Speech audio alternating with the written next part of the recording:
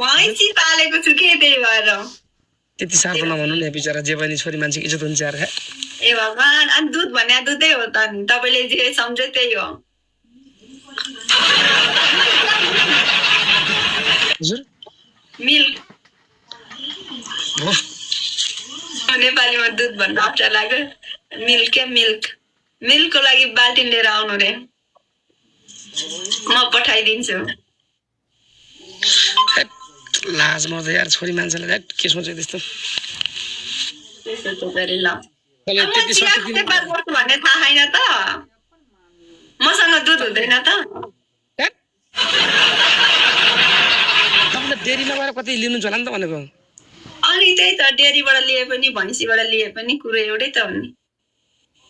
लिने दुध भयो नि भन्नु परेन गाउँबाट लिए पनि शरम हेकुच बेच खाई हूँ शरम बेच दिया मैले बेचिदिएँ शरम शरम तपाईँलाई भोलि तपाईँले आजकल के सुन्न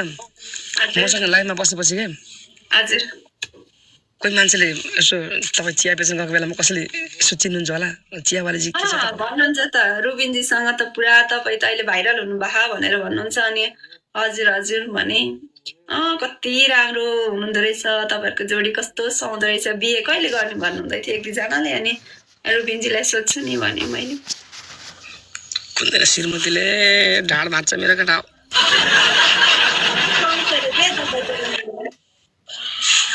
सबैले त्यही भन्छन् अब म यहाँ पनि त्यही लेख्छन् अब के मैले भने होइन यो चाहिँ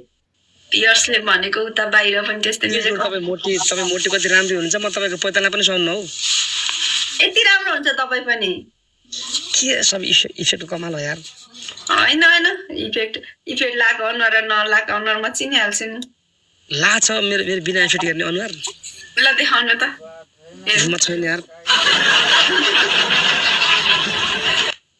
ल मैले इफेक्ट खोलेँ साँच्चै अप्ठ्यारो नमान्नुहोस् है ल ल यता आम सरी यार ये बाबा काले काले औडा ये बिना इफेक्ट त केटा त बस्दै रहेछ त ए बाबा तेरे बिना इफेक्ट त दोस्तै म त यार ये बाबा हो खै खै काँडा चन गरे काँडा ओइ काँडा चन गर्ने हटा हटा हटा हटा हटा ए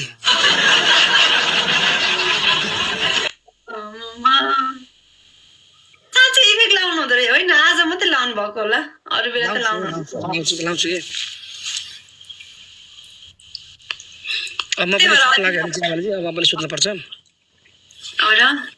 मिलनजी यसो आइदिनुहोस् त यस्तो मेरो लप परेको यसो आइदिनु त मिलनजी दर्शक कता जानुभएको छ कता हुनुहुन्छ तपाईँ कता म त गाउँमा छु नि गाउँ जानुभएको छ लगभग 8 घन्टा यता बुटोलदेखि 29 किलोमिटर यता कपिलेश्वर ठाउँमा भोलि यहाँ बिहे छ त्यही बिहे एटेन्ड गर्न आएको पर्सि फर्किहाल्ने बसको चाहिँ हो यो पुसमा बिहे ए जसको भने तपाईँलाई के मतलब यार रुबिन छोरा हाम्रो मिलनजीले भनेको रुबिन सर चियावाली गरे भाउजूले भूत ल्याउँछन् होला रुबिन सर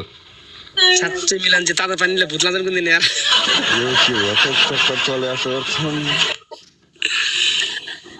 झन् श्रीमतीले थाहा छैन कलाएर मागेको छ मार्छ यार मलाई यस्तो लागिरहेको रुबिन सरलाई घरिघरि रिग्रेट हुन्छ भने अलिक अगाडि बिहे गरेछ जस्तो हुँदैन के अरे मलाई अलिक अगाडि बिहे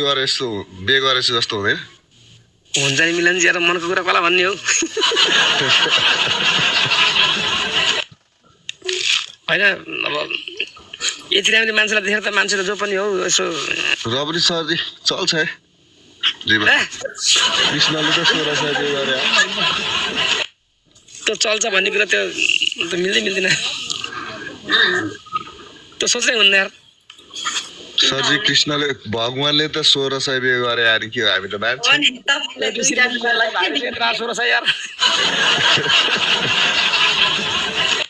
तर मान्छे राम्रो हुन्छ नि त म्याम त एकदम ब्युटिफुल हुनुहुन्छ अरे म्याम त च्यावल त एकदमै तारिफ गर्ने ठाउँ छैन नि म्यामको त thank you so much thank you तपाईँले फेरि यार मात्रै मिलाएर आफै पठाउनु होला यार मलाई भन्नु लाग्नुभयो रुबिन सर के भन्नुहुन्छ मेरो तारिफ गरेर जस्तो गरेर आफै पठाइदिनु होला यार सुन्नु न यति राम्री मान्छेलाई एक दुईवटा शब्द त भनिदिनु पर्यो नि तपाईँले पनि त सरजी तारिफ त गर्न पर्छ त्यतिकै चाहिँ नभन्नु है साँच्चै दिलैबाट हो भने चाहिँ भन्नु है। दिलबाट भने हजुरलाई दिलबाट भने हो फेरि मिलनजी यार लेभल देखेर फेरि केटी मान्छे पट्टिहाल्छ क्या हाट त्यही छ त्यसमा रुबिनजीले ठाउँ पाउनुहुन्थ्यो होला होइन लेभल मिलनजी हजुर मलाई फेरि टिकटकमा हेरेर केटीहरूको भर लाग्दैन क्या लेभल देख्ने बित्तिकै केटीहरू गइहाल्छ इनबक्समा अलिकति लेभल हुनुपर्छ यसो उडीहरू चुप्पा हान्न पर्छ केटीहरू फेरि उतै भइदिएर हामी चाहिँ लास्टमा आलु फेरि त्यता केटीतिर जाने परेन नि त सरजी त्यो त पनि मिलन त्यो कुरा चाहिँ मलाई राम्रो लाग्छ अनि चियावाला चाहिँ हजुर के छ माघमा हान्दिनु त भनिदिँदैन नि हजुर भन्नु त बाउ नगरौँ तपाईँ नि नआट्ने अनि के गर्नु दुईतिर आँट्नु पर्ने हो तपाईँ उदयपुरको मान्छे कतिको आँटिलो पोखरा आउनुहोस् त भन्ने नि फेरि आउने बेला पनि किटली बोकेर आउनु होला चिया बेच्ने यार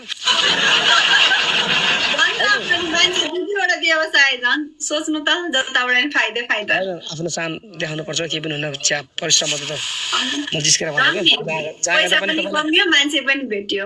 तपाईँलाई मान्छेले चियावाले पनि चिनेको छ नि यो निक्ने प्लस माछा पनि खाइयो होइन अनि धेरै फाइदा छ पोखरा जान पनि धेरै फाइदा छ सिलाइ कटाइ पनि गर्नुहुन्छ उता चिया पनि बेच्नुहुन्छ टिकटकमा पनि पैसा यत्रो पैसा कहाँ आउँछ यार यत्रो पैसा कहाँ आउँछ चियावाले यार के रुबिन सर भर्खर ल परे जस्तो शर्माउनु भयो जस्तो लाग्छ त उता उता उता यस्तो मस्के जस्तो के हो रुबिन सर म त अर्कै देखिरहेको त आज त तपाईँलाई त म के उता तपाईँ नि म्याम त होइन म्याम त कन्फिडेन्ट हुनुहुन्छ तर रुबिन सर चाहिँ के हो सर अलिक शर्मा जस्तो देखिँदैछ तपाईँ आज शर्मा होइन म त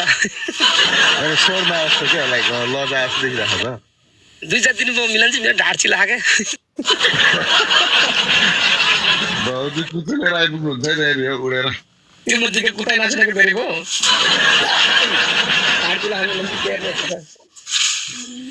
श्रीमती उता छन् के मिलनजी कता गाउँतिर छोडेर आउनुभयो कि घरतिर गाउँमा त गाउँमै तर म चाहिँ श्रीमती उता माइत के अरे माइत भन्दा उता के अरे दाइको घर जेठ दाइको घरतिर जानुभयो बस्न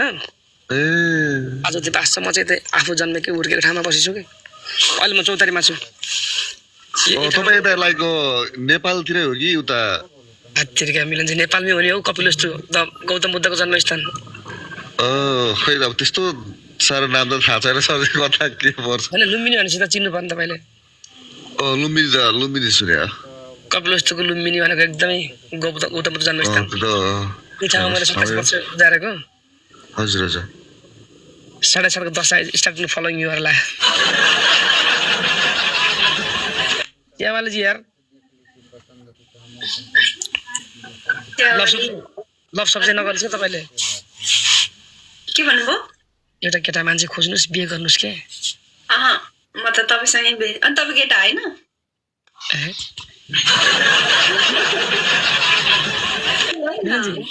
हजुर